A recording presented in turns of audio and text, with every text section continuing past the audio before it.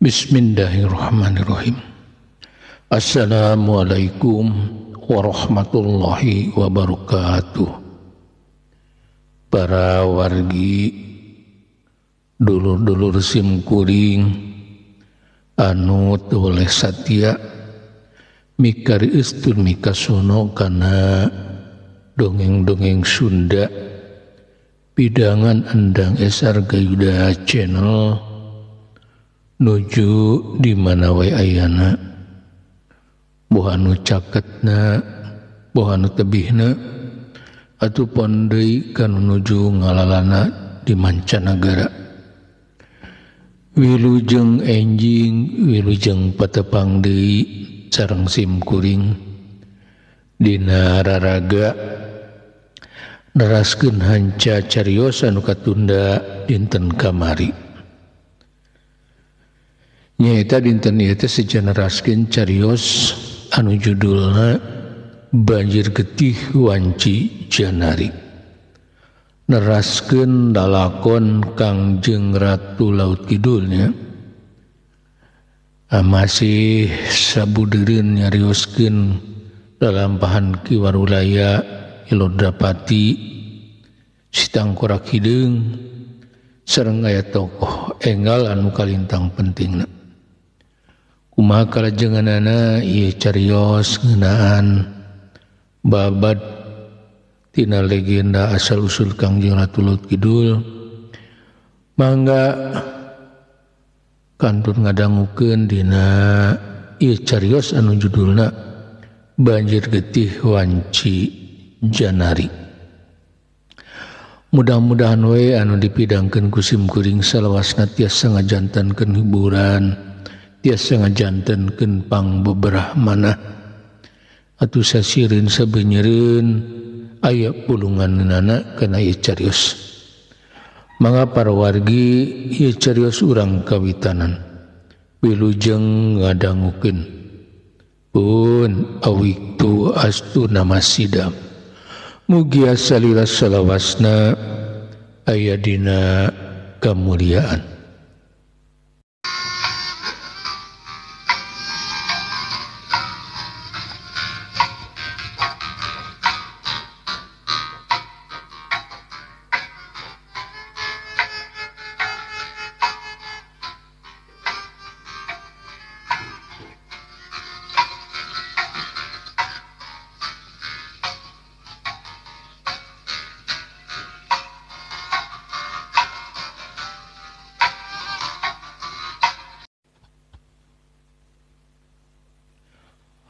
Banjir Getih Wanci Janari bagian kedua karyana Endang SR Gayuda karya simkuring.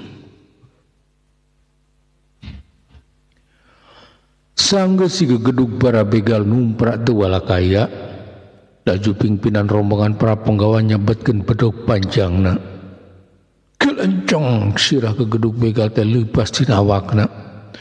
Saterusna dijingjing ku pingpinan para penggawa anu keur nyamur. Kabur batur-batur. Para begal anu sejenap barang nempo ke gedugna pelaya langsung kabur ke jero leuweung. Sedeng para penggawa ngarasa suka bunga sabab ceuk pamikirna maranehna geus hasil numpas begal anu sok ngalakukeun Rajapati ka para gegeden kerajaan. Malahan eta sirah gedug begal dibawa ke kerajaan jang setorkeuneun.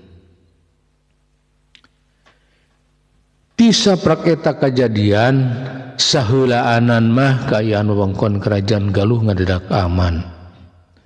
Tar kadenge deui jalma-jalma dirampok di sajeroning lalampahanana. Para saudagar jadi sering nyabak ngalancarkeun usahana. Maranehna geus teu sineun deui dipegat begal. Sabab cenah para begalna geus ditumpas ku pihak kerajaan. Pon kitu deui para gegeden kerajaan. Maranehna geus teu ari ngisieun deui lamun kudu lumampah peuting-peuting. Hiji poe di warung anu tempatna nenggang warung anu sok dipake pangeureunnan ku nu keur lumampah jauh aya anu eureun di hareupeun eta warung sarombongan nempokana kaayaanna mah siga rombongan sodagar sabab dina gerobak anu ditarik ku kuda loba barang-barang dagangan. Areureun heula euy urang dahar di warung nu ieu wae sabab lalampahan urang masih jauh sedeng sapanjang jalan anu rek disorang ukur leuweung keledegan teu aya warung. Saurang anu papakean hade langsung turun tina kuda saterusna ngajugjug ke jero warung dituturkeun ku sababaraha urang anu jadi rombonganana. Sumangga juragan kaleresan simkuring saparakan jatos ka cidalaparna salah seorang tinu anu jadi pangiring eta jalma ngucap ngamanggakeun kadununganana bari pamuluna nembongkeun ka bunga sabab manehna jeung babaturanna saestuna geus lapar ti tadi keneh maranehna teh mangrupakeun pangiring sakaligus jadi pangawal eta jalma anu disebut juragan ku maranehna. Nya sok atuh geura ka jero warung ngan kudu aya nu dahar di luar sabab barang urang kudu dijaga bisi aya maling. Eta sudagar teh cuma ditak anak buahna nita dahar di warung nu eta tapi kudu aya anu nungguan barang bawaan sabab eta sodagar teh kasieunan barangna aya nu maling. Ieu sodagar teh ngaranna Juragan Sasmita jalma budak beunghar sodagar anu kakoncara di wewengkon manehna mah. Darman Karsiman maraneh duaan wayahna tungguan barang bawaan kedahareun mah diantirkeun pamimpin para pangawal Juragan Sasmita anu boga ngaran Ki Barja mere parentah ka anak buahna. Siap pimpinan. Duanana hempak nyanggupan laju kala luar deui muru kareta babawaan anu keur aya di sisi jalan. Waktu Juragan Sasmita jeung para pangawalna keur dalahar ujug-ujug aya nasup ka eta warung dua urang jalma caludih anu saurang mah geus kolot awakna rengkung kari tulang sedeng anu saurang deui mah budak keneh paling umurna karek 10 tahun. Eta dua jalma nu jaludih teh ngadondodongguan bari cumarita ka Juragan Sasmita.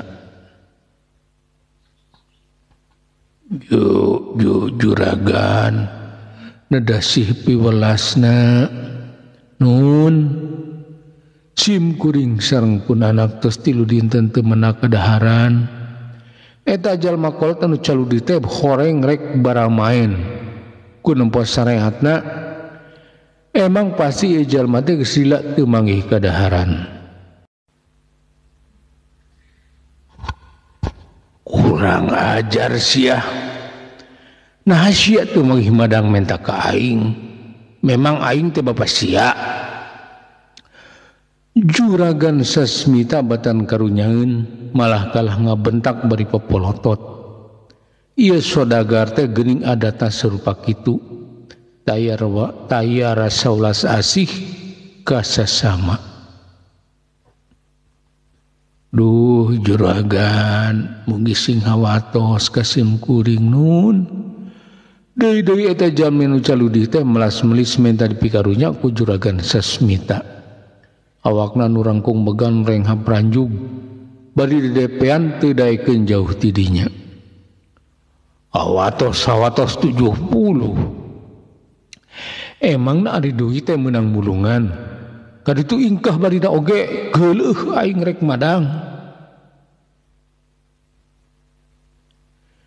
Juragan Sasmita sodagar anu kakoncara berat beunghar geuning adatna bet adigunga-diguna. Hatena ngabatu teu boga rasa karunya ka jalma-jalma sangsara. Pan ari juragan teh jalmi beunghar nun Piraku badai ketega kayu anak kuring nu bara main teh keukeuh minta dipikarunya ku Juragan Sasmita siga nama bakat kugeus ka Cidawaluratna bakuna karunyeun ka anakna geus sababaraha poe teu manggih ka daharan manehna oge sarua kalaparan ngan anu matak peurih pikeun manehna mah nempo anakna. Urang ngajar usir barja aing rek ngahuap kalah teu jadi wae dasar jalma eueuh gadag. Juragan Sasmita kacida amekeunana rajunita pangawalna nu laki barja sangkan ngusir eta jalma caludih taya ras-rasan taya kakarunya kitu menguhing sabagian jalma beungar sok kakeunaan ku panyakit beruit. Kaluar sia ti barjanita kaluar kanu baramain bari ngajejeg ku sukatuhuna atuh cungkel awak nu rengkung begang teh ngagubra di ban lemah kuak anakna ceurik bari ngagabruk bapana. Ampun gisilah jalma kolot nu baramain teh ngagerom enta ampun. Tapi ki barja leuwih edat batan dudunganana perwatek tina adat saraku jawara batan karunyaeun malah ngangkat sukuna rek ngajejeg di eta jalma kolot. Aduh ki barja anu geus ngangkat sukuna rek ngajejeg jalma baramain ujug-ujug ngagoak tarik laju awakna sasampoyongan bari nyekelan pingpingna saterusna gegerung bari ngagubrakeun awakna. Dina pingpingna nancep sendok paranti dahar. Eta sendok bisa nancep dina pingping pastina dibaledogeun ku jalma nu ngabogaan tanaga jero anu rongkah. Keur kitu jug-ujug cegleung jalma nu baramain aya nu nyekelan.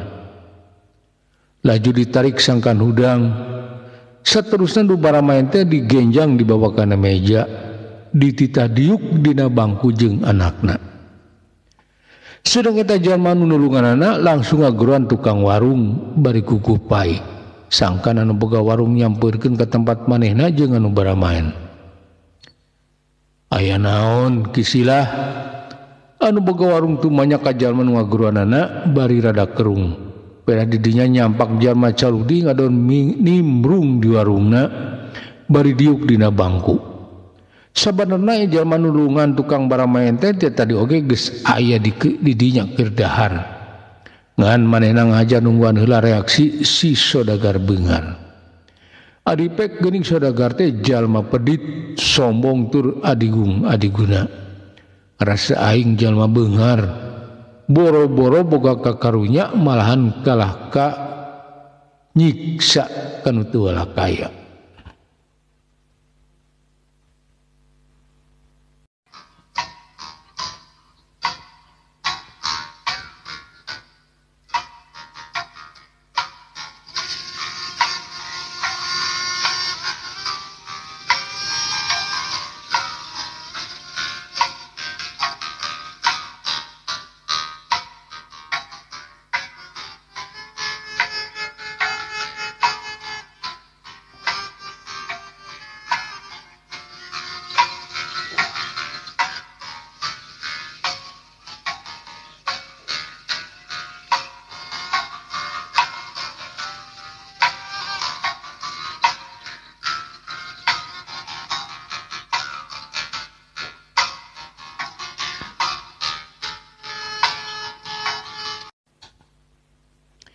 Ke punten urang asulah sekedap sakantenan simkuring sejang ngiring emutan ke para wargi anu kalersan nuju ngadangukeun ieu dongeng bilih YouTube teh acan di subscribe punten di subscribe heula nya teu aya sanes supados di mana simkuring medar deui lalakon enggal dina kalajengan ieu carios tiasa langsung nembongan dina YouTube para wargi. Atur nuhun kena perhatosanana. Mangga urang lajengkeun.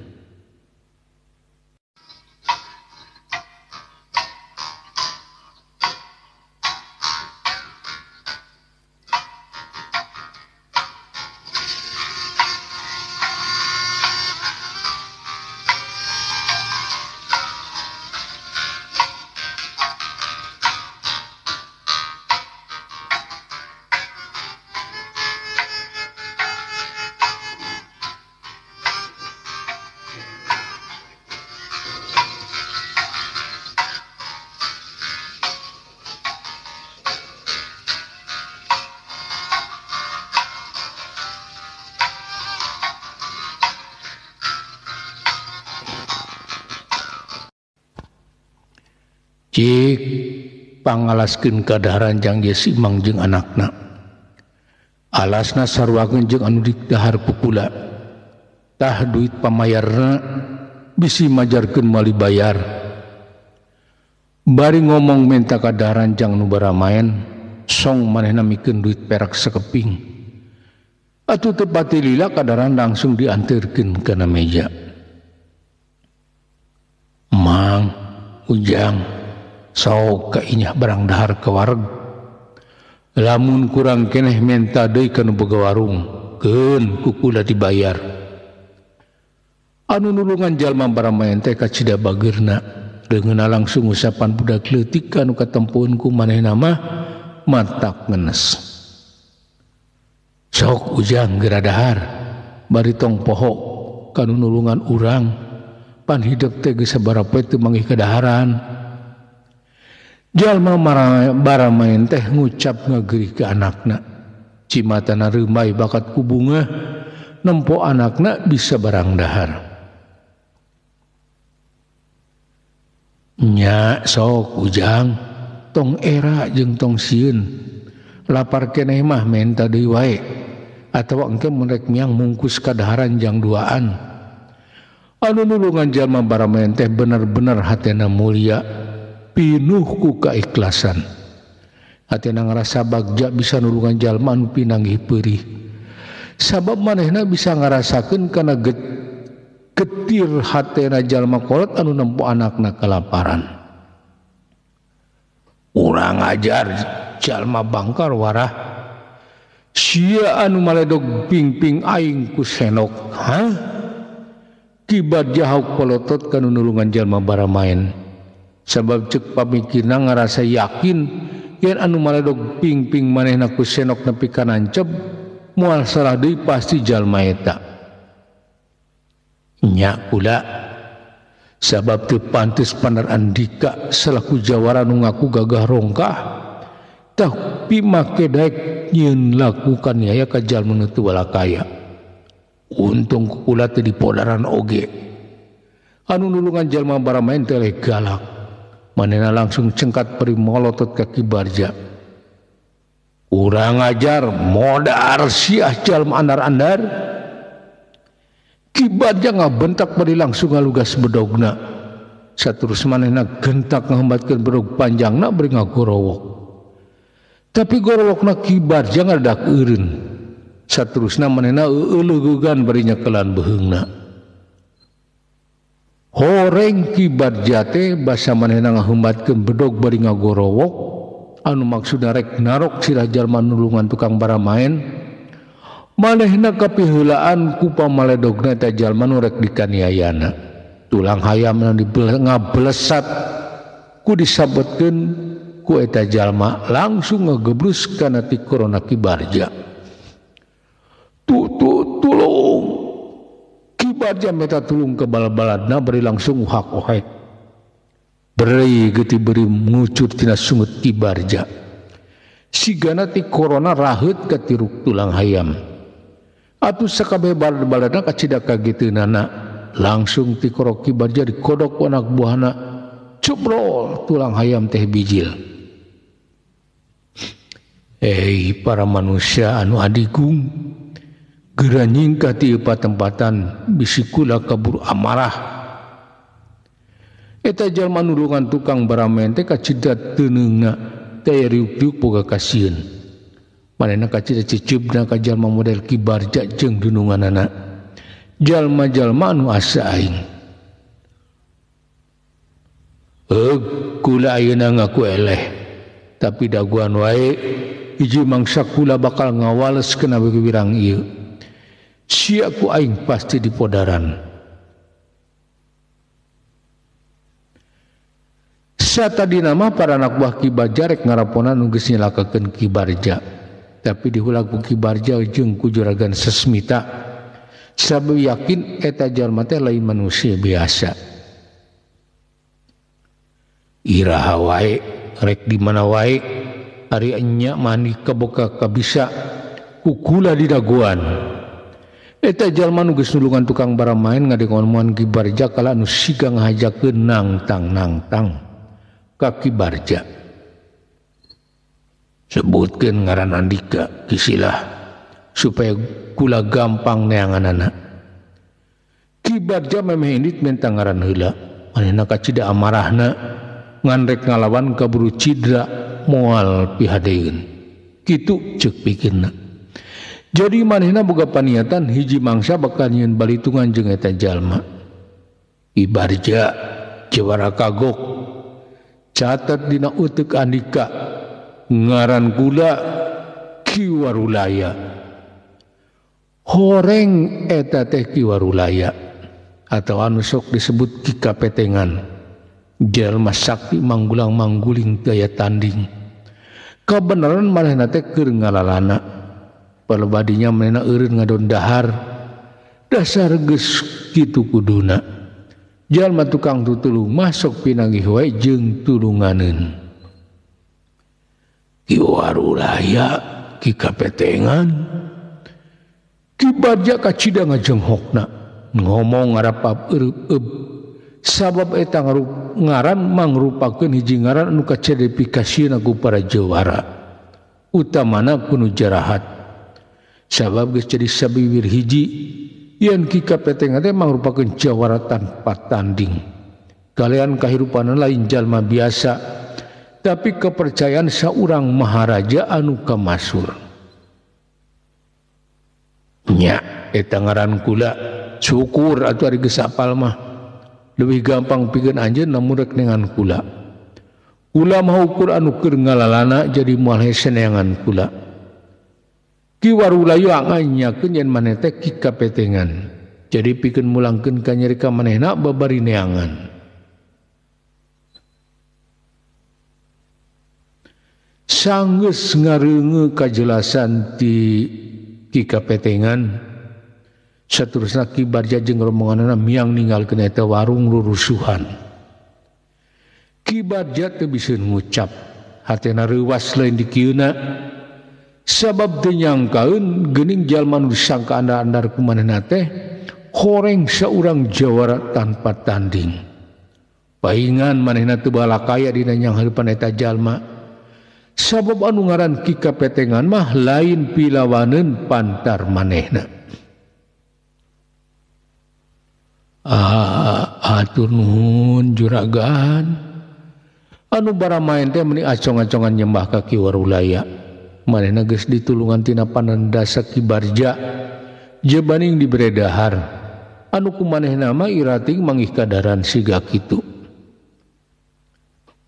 Tong nyebut juragan mamang kula mah jalma biasa ukur saurang tukang ngalalana sebut wae ngaran kula Ki Warulaya. Ki Warulaya kekepehan disebut juragan teh manehna ngomong kituna bari ngahudangkeun anu baramaen sina diuk deui.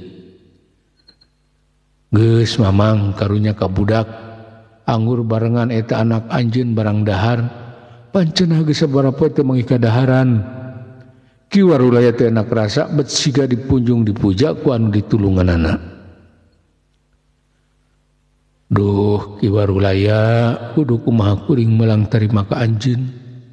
Kahadian anjeun moal bisa diwales di dieu dunya. Sabab rumasa kuring mah jalma katalangsara. Muga wae dina hiji mangsa urang bisa tepung deui.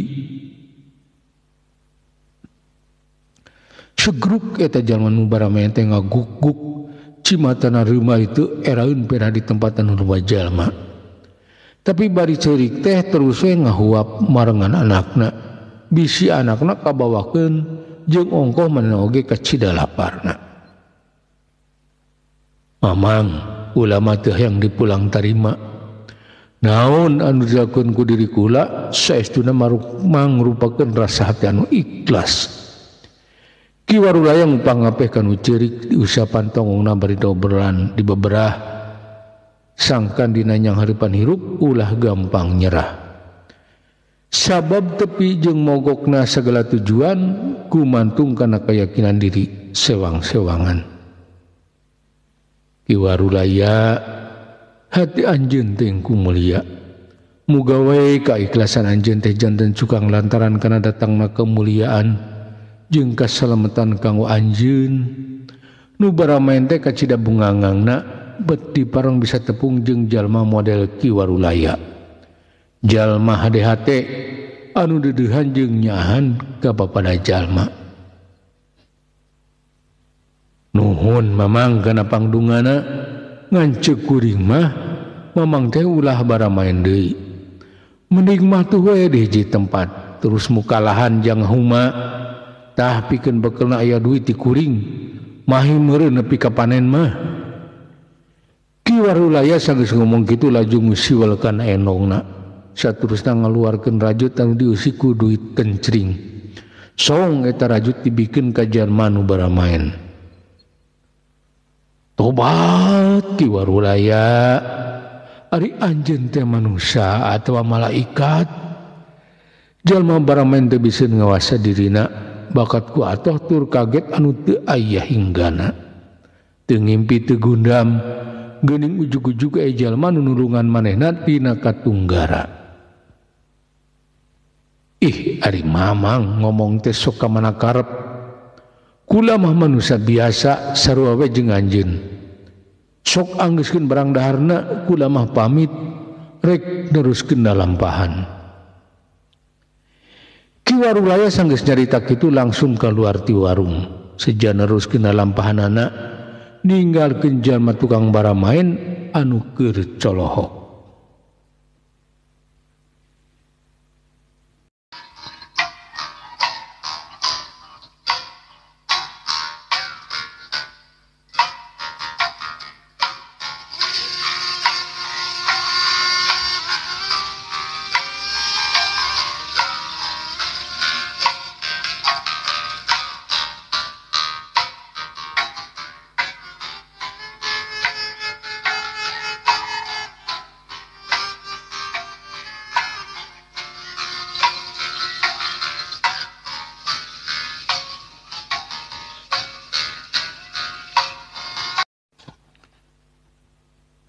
Pun para wargi rupina carios nyambung banjir getih wanci janari bagian kedua dicekapkeun mung dugi ka dieu. Enjing atanapi pageto manawi urang dipareng umur anu panjang tiasa ditepangkeun deui dina kalajengan ieu carios. Bobor sapanon carang sapakan mugia agung cukup lumur jembar pangampura. Munggi para wargi tiasa ngapunten kana sanis kanten kalulubutan kalepatan sim kuring dina anggoni ngadugikeun ieu carios. Bilih kirang nyugemakeun atanapi seueur lepatna mugi agung cukup lumur jembar pangampura keur sanghapunten ka sim kuring. Kalayan wilujeng kantun. Wassalamualaikum warahmatullahi wabarakatuh.